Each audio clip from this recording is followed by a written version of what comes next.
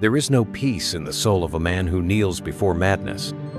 There is no honor in a heart that calls poison by the name of wine, raises the cup with trembling hands, and whispers the word love as it silently corrodes him sip by sip. The modern man does not die by war. He dies by softness. Not the softness of gentleness, but the softness that smothers, manipulates, controls while smiling sweetly. He is crushed not by bullets, but by guilt. Not by hunger, but by the unbearable weight of emotional obligation. He is destroyed by a kiss he can't say no to, by a look he doesn't understand, but still obeys, by a love that was never love, only leverage. And the deepest tragedy? No one feels sorry for him, because he never screamed. He never protested. He chose to die in silence. He labeled surrender as sacrifice, labeled pain as patience, and called manipulation romance. But Marcus Aurelius, the emperor of the self, would never accept that kind of death. He did not beg to be seen. He did not ask to be understood.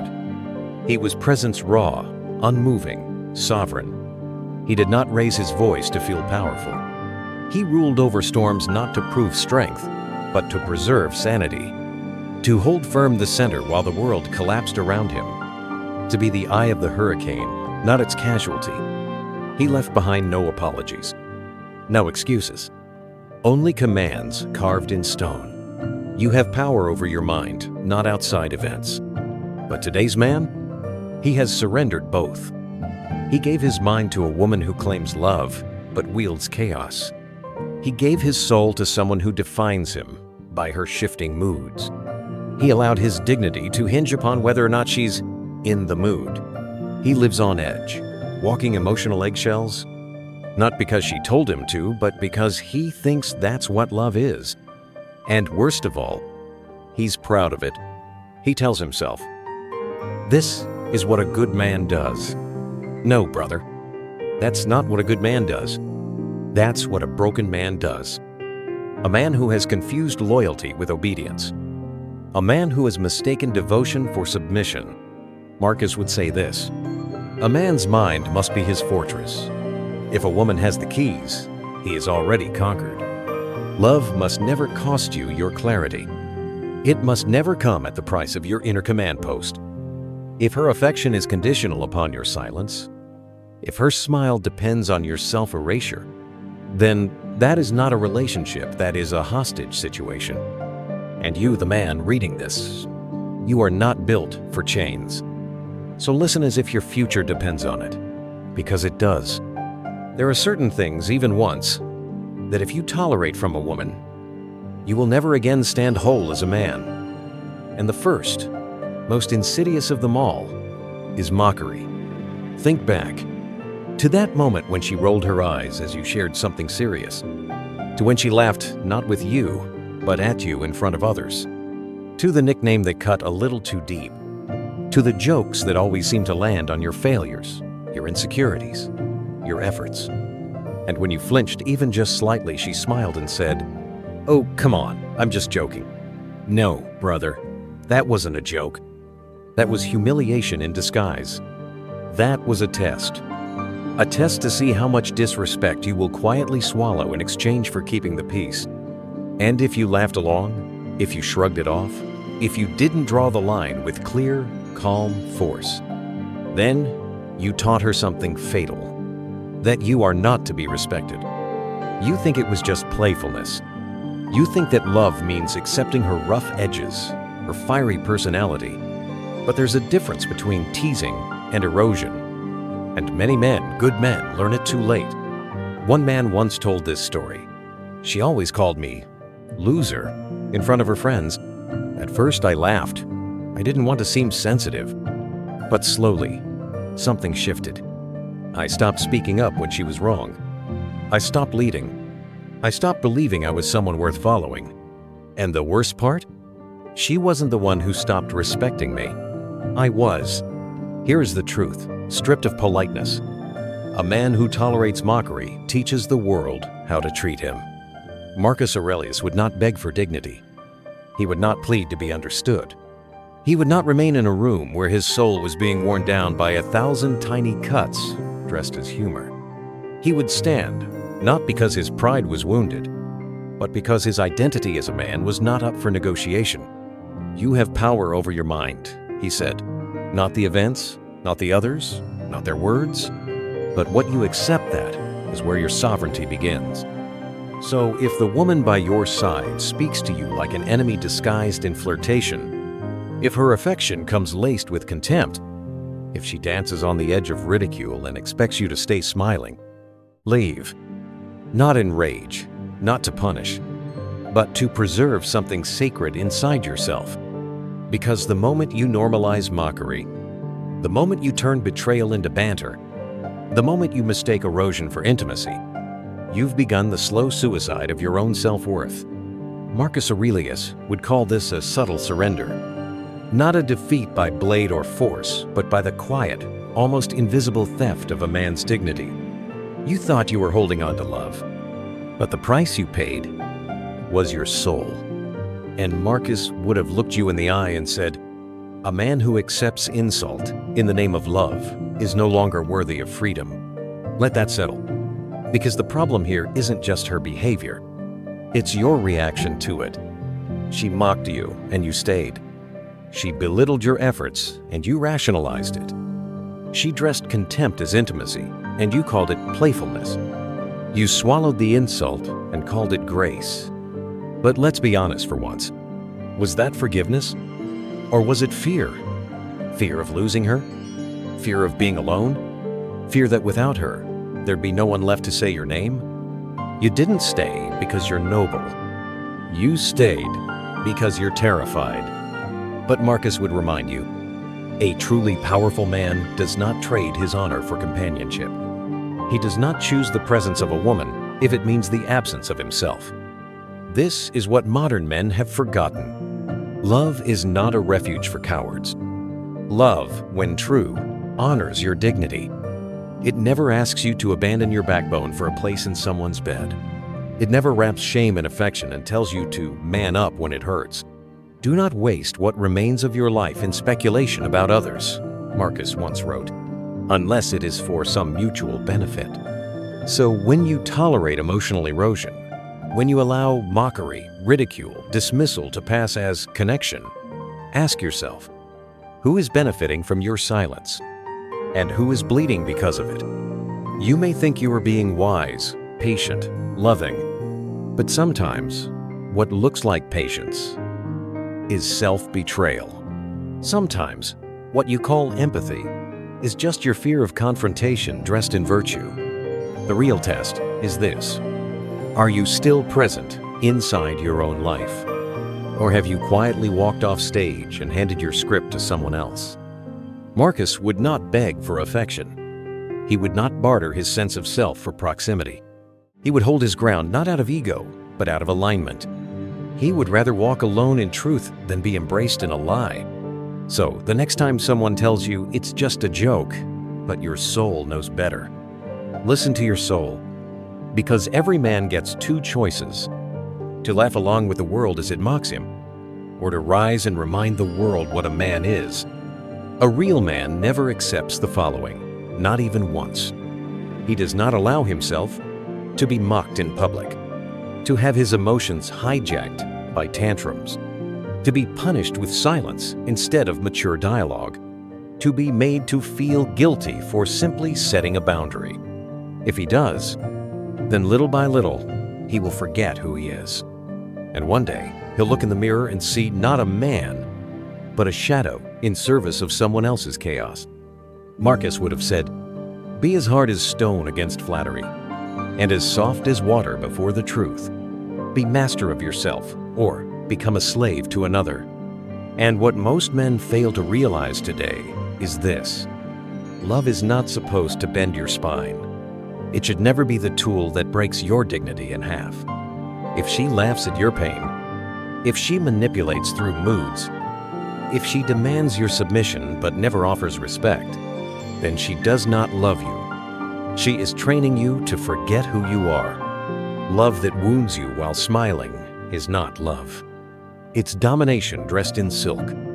And the man who tolerates it even once is beginning to trade his manhood for approval. Marcus would have been clear.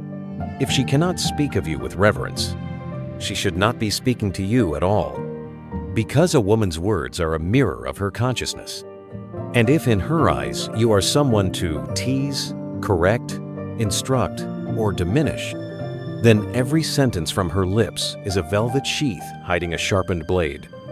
You think it's just banter, just teasing, just personality. But she is not joking. She is testing. She is drawing the line, and you're letting her decide where it goes. That which harms the hive also harms the bee, Marcus once wrote. And in the same way, that which wounds your image slowly dissolves your soul. This is not about pride. This is about inner structure. If you don't protect your self-respect, then nothing you build in this life, no career, no relationship, no legacy will stand on solid ground. So the next time someone calls you too sensitive for defending your dignity, smile and let her know it's not sensitivity, it's sovereignty. A man who accepts being diminished by the woman he loves is not building a relationship. He is digging a grave. One scoop of self-doubt at a time. You may think you're keeping the peace. You may think you're being mature, being loving, being strong enough to take it. But what you're really doing is this. You are eroding your confidence under the illusion of partnership. And every time you laugh off the insult, every time you let it slide, every time you pretend her disrespect is just her way of loving, you are sending her a message. You may chip away at my soul. I won't stop you. But a real man, a man anchored in self-worth, does not need a partner who cannot speak his name with reverence. He does not require constant praise, but he requires respect. If she cannot describe you with gratitude, if she cannot stand in front of her friends and still hold you in high esteem, if she cannot speak of you with warmth, pride, and loyalty, then she is not your lover. She is your slow undoing. And you may think, but I love her. But I ask you, what kind of love tolerates humiliation? What kind of love grows from being belittled?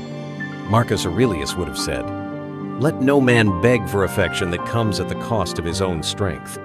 You are not here to earn your worth by staying silent through disrespect. You are not here to bend and break for the illusion of closeness. You are here to live as a man worthy of honor and to demand that honor in return. The true test of love is not how passionately she touches you when you're alone. It's how she speaks of you when you're not in the room. If her words reduce you, ridicule you, or rewrite your image in the minds of others, then she is not your ally. She is a saboteur, smiling from within the walls. And if you remain silent in the face of it, then know this. You are not just tolerating disrespect. You are training her and the world to disrespect you even more. So I ask you, do you want her affection or do you want your soul intact? Because in the long run, you cannot keep both. Second, when chaos becomes normal, she is never at peace. Her emotions rise and fall like violent tides, and the home you built together, it's no longer a sanctuary, it's a floodplain. One moment she is springtime gentle, warm, affectionate. The next, she is winter biting, cold, and punishing. Her rage becomes a blade, and you are always bleeding somewhere. Yet you tell yourself, this is passion. No, it's not. That is not passion. That is dysfunction. That's not love.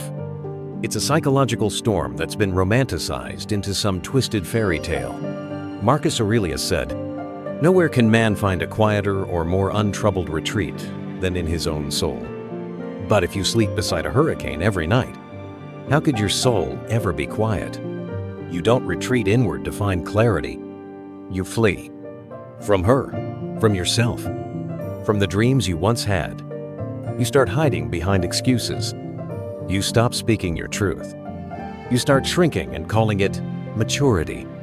But no man becomes stronger by apologizing for someone else's chaos. You're not growing. You're eroding.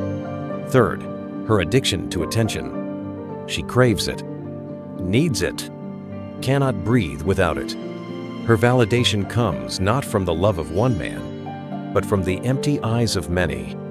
Every post she makes, every carefully angled photo, every suggestive caption is not self-expression. It's self-auction, a marketing campaign wrapped in the language of empowerment. She calls it freedom. But if her sense of worth depends on how many strangers approve of her skin, then she will never cherish the one man who saw through to her soul. Marcus warned us about chasing illusions. It is not death that a man should fear, but never beginning to live. And if you live with a woman who worships the spotlight, you are not living. You're just standing beside the stage, clapping like a ghost, as the world praises someone who has forgotten your name. A man can endure war, hunger, even betrayal. But what he cannot endure, at least not without losing himself, is relentless emotional manipulation masquerading as love. It doesn't kill you all at once. It eats you in silence, until you no longer know what you believe, what you want, or who you are. Marcus Aurelius spoke the truth centuries ago. You have power over your mind, not outside events. But the modern man has lost both, his mind and his reality, because he no longer knows the difference between love and a velvet-wrapped chain. Look closely at your relationship. When a woman begins to use her body as a bargaining chip, withholding it as punishment, offering it as a reward, what you are experiencing is no longer intimacy. It is strategy. It is not affection. It is politics. And you, too desperate for warmth, too hungry for touch, have unknowingly become a beggar at her throne, grateful just to be granted her favor. But you're not her equal. You're a subject in her queendom, and the currency you pay with is your own self-respect. Marcus Aurelius warned us, mastery of self is the essence of manhood, the rule of reason over desire. But if you let lust dictate your choices, if you trade your dignity for access to affection, you're no longer a man. You're a puppet, dancing for affection that was designed to control you. And the worst part? You call this love. But then it cuts deeper. She mocks your mission. She rolls her eyes at your discipline. She interrupts your focus, not because she loves you, but because she does not value what you are building, unless it serves her directly. She doesn't walk beside your purpose. She walks across it. This isn't support. This is sabotage. This isn't partnership. It's occupation. You're not building a life together. You're building a monument to her expectations, and you're the unpaid laborer, laying bricks with your time, your effort, your soul. You think this is sacrifice? You call it loyalty? You call it being a good man? No. This is slow suicide, drenched in perfume and masked by sweet eyes. Marcus didn't write to soothe you. He wrote to wake you up. Don't waste time debating what a good man should be. Be one. But how can you be a good man when every step you take toward your purpose is mocked by the one who claims to love you? How can you live with virtue when your home, the place that should fortify you, has become a battlefield of manipulation? A woman who does not revere your mission does not belong beside it. Because a man's purpose is not a tool.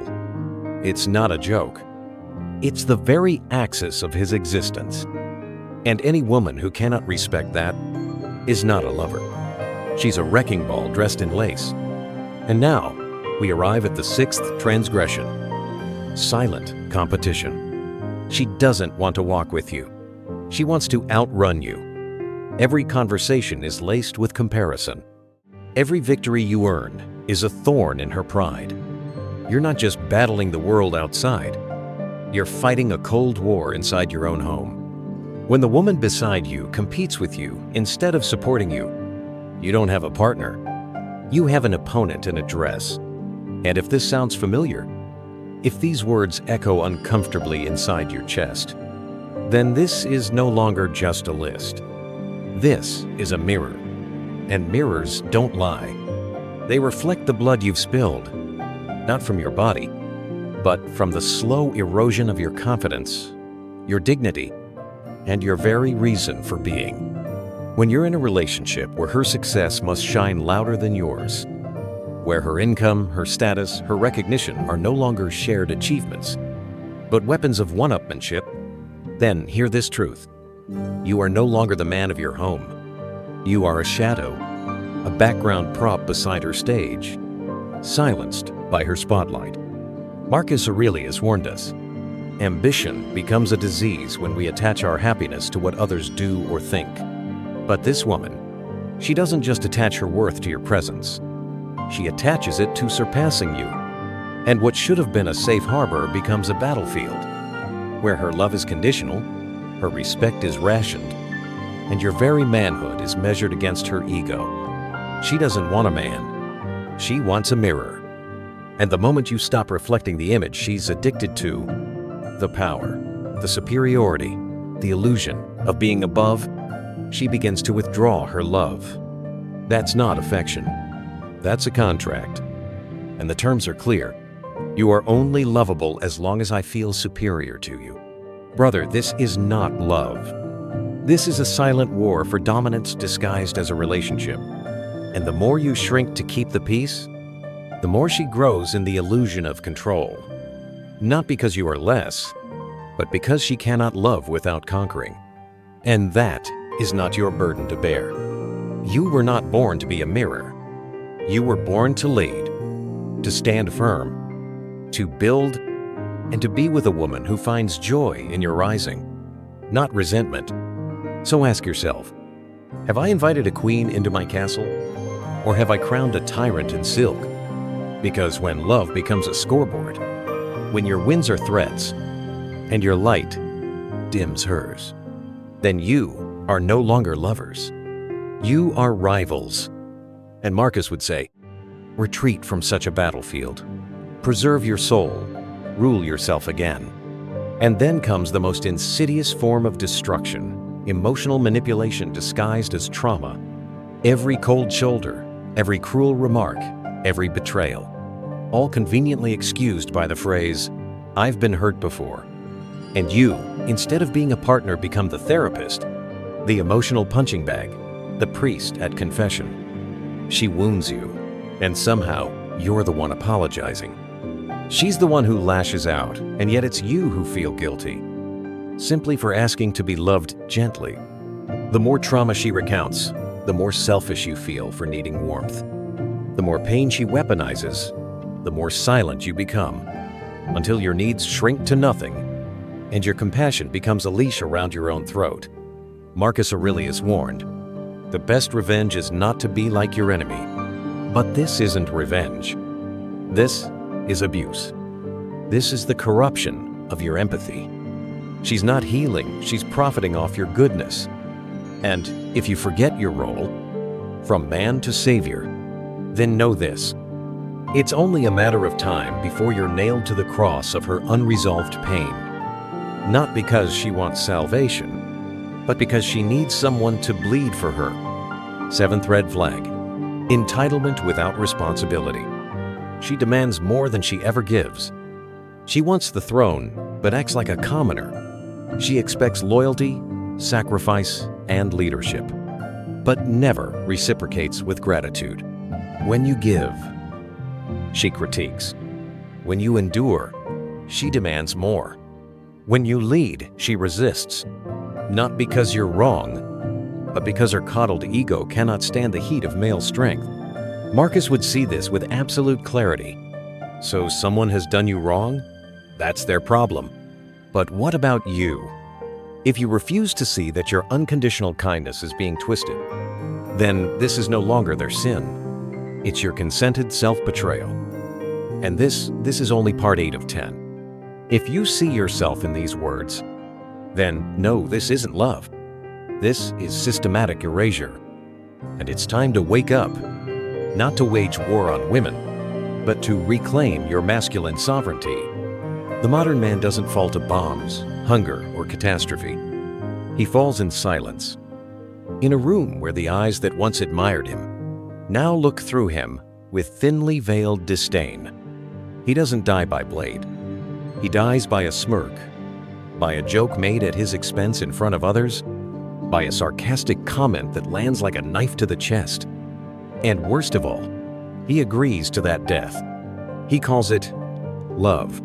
He whispers to himself, "She's just joking." But somewhere deeper, he knows he's bleeding. Marcus once said, "What injures the bee also injures the hive. What wounds your image wounds your soul." So hear this, man. If the woman beside you no longer speaks of you with reverence, but instead greets you with a cold stare, a bored frown, a laugh that masks contempt, then what you have is not love. It is spiritual poison. And poison, even when served in a golden cup, will kill you all the same.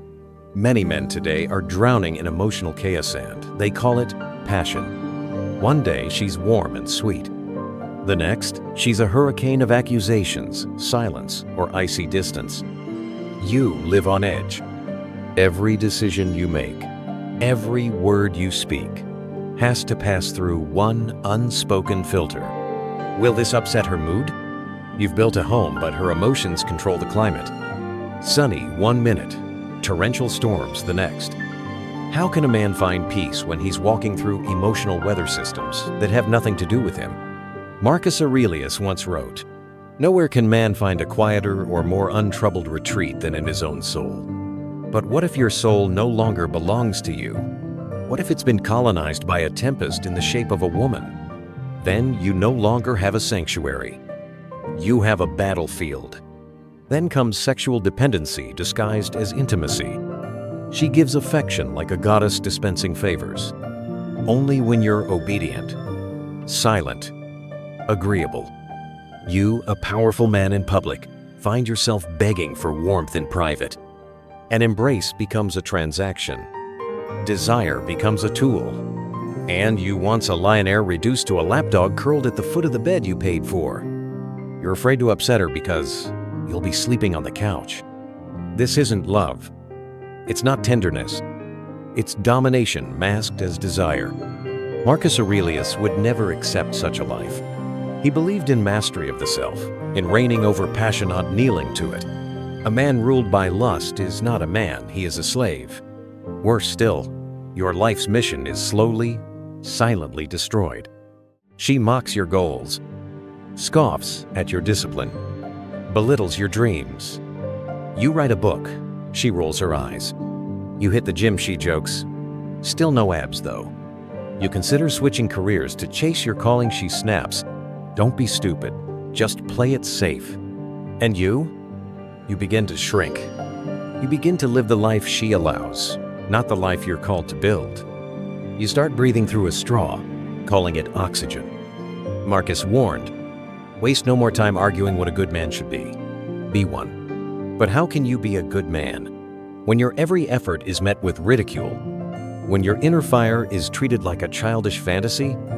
Then comes the invisible war. She competes with you instead of walking beside you. Every compliment you receive stings her ego. Every win you achieve is met with silence or sarcasm. Your success becomes a threat, and instead of growing together, you start shrinking to survive. You begin to dim your light, so she doesn't feel small. You apologize for your ambition. You tone yourself down to preserve the peace. But Marcus would say, ambition means tying your well-being to what others say or do. And she's not cheering you on. She's racing you. She doesn't want a partner. She wants a mirror. And the moment you stop reflecting the image she craves, the love disappears. This isn't love. It's a contract. You get to be adored, but only if you make her feel superior. And then, the most dangerous cloak of all, emotional manipulation masquerading as trauma. Every cruelty is excused by pain from the past. She lashes out. You must understand. She shuts down. You must soothe. She cheats. You must reflect on what you lacked. You, the man, become therapist, confessor, emotional sponge. She sends you, apologize. She wounds you, bleed. She is broken and somehow you are the one who must fix her.